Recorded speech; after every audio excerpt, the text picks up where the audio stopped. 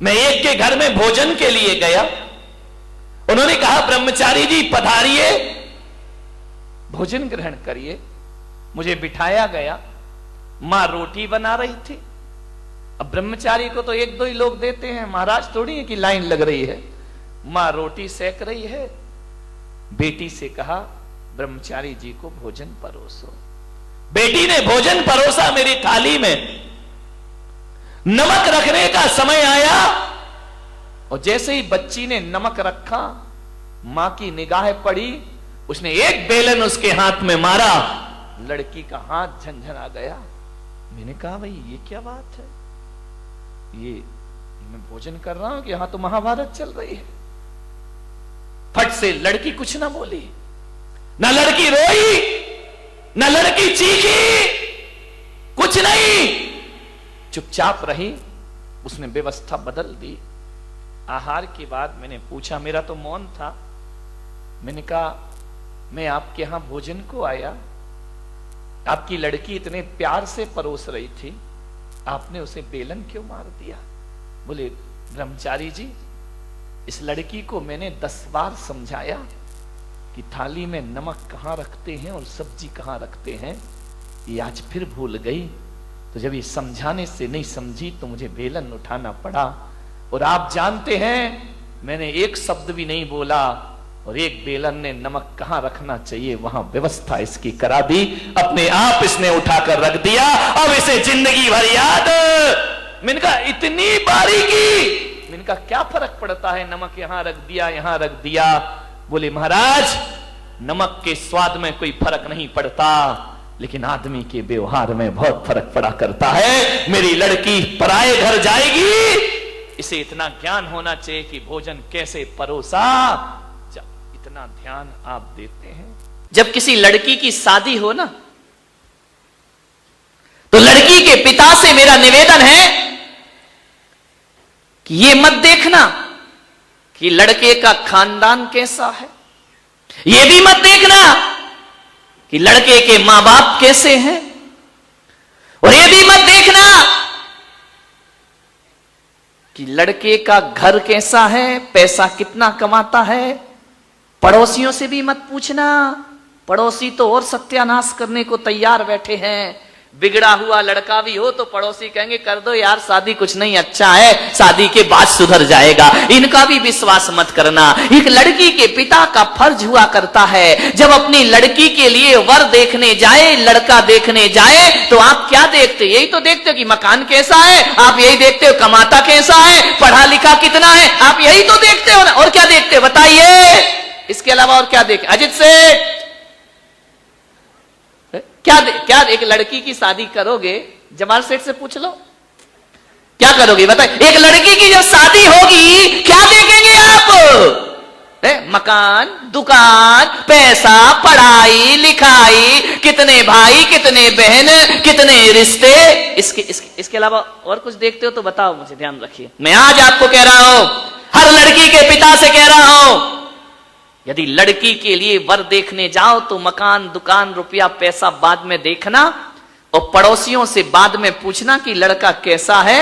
सबसे पहले लड़की के पिता को यह देखना चाहिए कि जिस लड़के से मैं अपनी बेटी की शादी के ख्वाब देख रहा हूं, मुझे धन दौलत या परिवार नहीं देखना, मुझे देखना है उस बच्चों की, उस लड़के की संगति कैसी है, उसका दोस्त कैसा है, उसका मित्र कैसा है।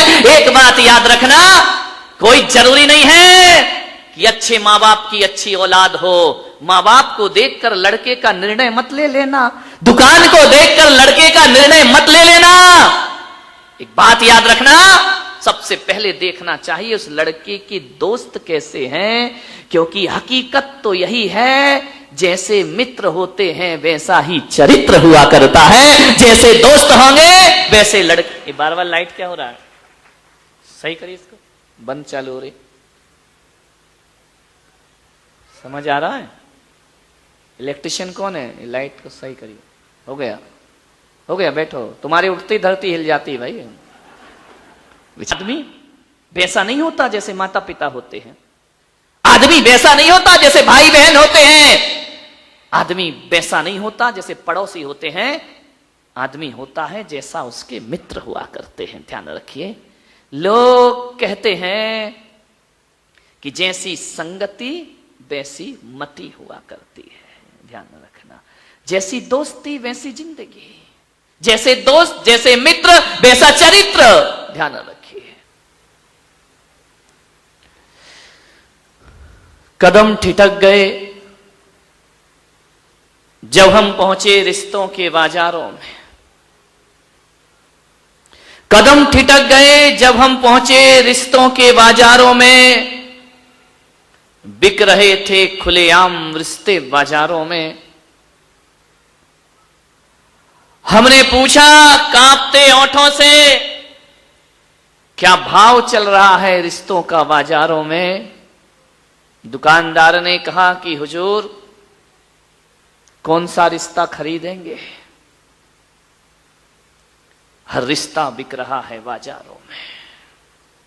कौन सा रिश्ता खरीदेंगे? माता पिता का रिश्ता, भाई बहन का रिश्ता, पति पत्नी का रिश्ता, इंसानियत का रिश्ता, प्रेम का रिश्ता, धर्म का रिश्ता।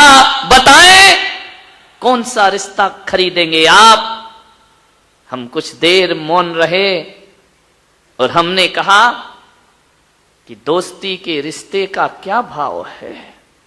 हमने कहा कि दोस्ती के रिश्ते का क्या भाव है। दुकानदार ने नजरें झुकाई, आंखें भरी और उसने कहा, हुजूर, ये रिश्ता बिकाऊ रिश्ता नहीं हुआ करता है। ये रिश्ता बाजारों में नहीं बिका करता है। और जिस दिन ये रिश्ता बिक जाएगा उस दिन सारा संसार उजड़ जाएगा। ये जीने रहने लायक नहीं रह पाएगा। ध्यान रख, दोस्ती का रिश्ता कभी नहीं बिकता है। एकाकी जीवन कब तक जिएगा आदमी?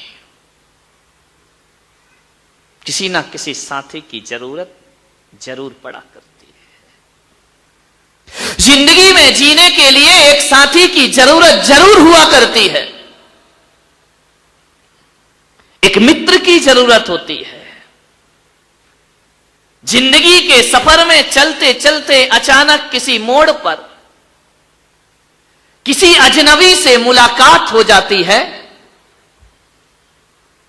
और वो अजनबी इतना अपना लगने लगता है जितना शायद कभी अपने भी अपने नहीं लगते हैं। ध्यान रखो, दोस्ती का रिश्ता। एक निवेदन कर रहा हूं आपसे। दुनिया में 3 चीजें हैं। जिंदगी को जीने के लिए 3 लोगों की आवश्यकता पड़ती है। एक पत्नी की, पत्नी बिना जी नहीं सकते हो। एक बात ध्यान रखना, नारी तो बिना पत्नी के जीवन आसानी से बिना पति के जीवन गुजार देती है, लेकिन पुरुष का बुढ़ापा बिना पत्नी के सबसे बेकार हो जाया करता है, उसके लिए बोझ हुआ करता है। बुढ़ापे में पुरुष बिना स्त्री के जी नहीं सकता है। एक पत्नी के रिश्ते की जरूरत होती है। संसार में, इस दुनिया में औलाद की जरूरत होती है इस दुनिया में। और एक रिश्ता और होता है, दोस्ती की जरूरत होती है इस दुनिया में हर व्यक्ति को। ध्यान रखना, मगर समझ लेना इन 3 रिश्तों को, बड़ी गहराई से समझना।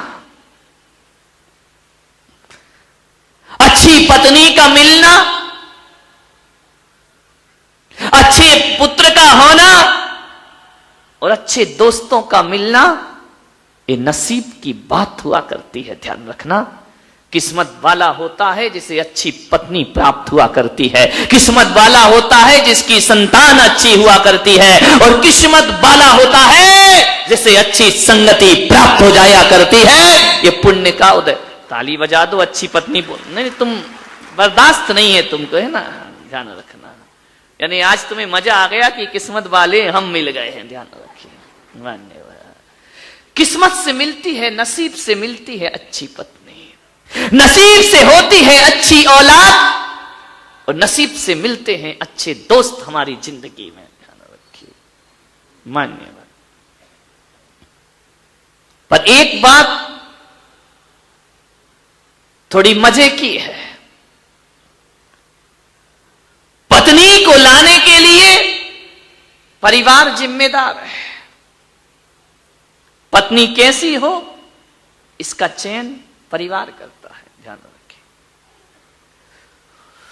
पत्नी कैसी होना चाहिए हमारे हाथ में नहीं, ये परिवार और रिश्तों के हाथ में है। औलाद कैसी होना चाहिए ये भी हमारे हाथ में नहीं है, ये प्रकृति की देन है, ध्यान रखना। मुसलमान हो तो अल्लाह की देन है, हिंदू हो जैन हो तो प्रकृति की देन है, ध्यान रखिए। अच्छी पत्नी लाना परिवार के हाथ में है, अच्छी औलाद पैदा होना ये प्रकृति और किस्मत के हाथ में है, इसमें हम कुछ नहीं कर सकते हैं।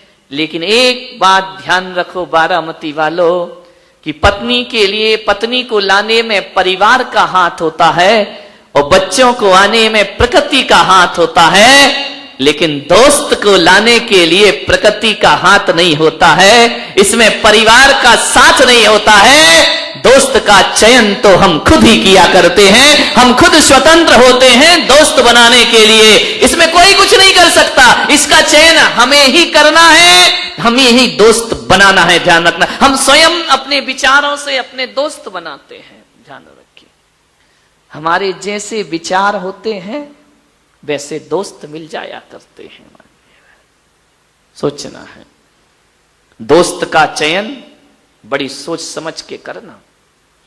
गलत दोस्ती कर ली तो मां बाप को जिम्मेदार मत बनाना, गलत दोस्ती हो गई तो बच्चों को जिम्मेदार मत मानना, गलत लोगों की संगति हो गई तो परमात्मा को दोष मत देना, ये दोस्त तुमने खुद बनाए हैं, ध्यान रखिए। मान्यवर दोस्त हम ही बनाते हैं। संस्कारों का, मैं ब्रह्मचारी था अहमदाबाद में, 93 की बात है।